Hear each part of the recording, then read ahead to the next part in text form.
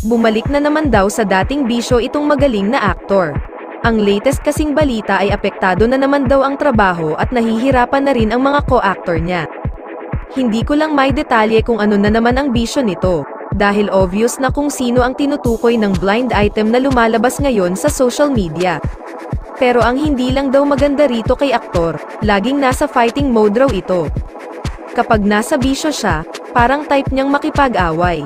Ang latest daw na pinagtripan nito ay ang producer niya na gumawa ng napakagandang pelikula na nagpalutang lalo sa galing niya sa pag-arte. Hindi lang may detalye kung ano talaga ang ikinagalit niya, pero pinagtitripan daw nitong awayin ang kanyang producer. Ayaw rin ikwento kung ano ang ginagawa niya sa set ng teleseryeng ginagawa niya, pero nag-decide na raw ang production na patayin na lang ang karakter nito. Umaangal na rin daw ang ilang co-actors dahil kapag may tama ito sa bisyo niya, apektado silang mga ka-eksena nito. Kaya mabuti na lang daw natanggalin na ito. Mababalitaan na lamang natin isa sa mga araw na ito na wala na si magaling na aktor sa teleseryeng ginagawa niya.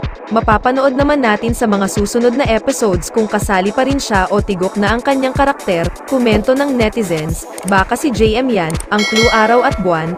May teleserye si JM at Barbie ang title araw-gabi, baka si Baron. Sa Senyor Hyrick Ceped Dayan from Batang Quiapo.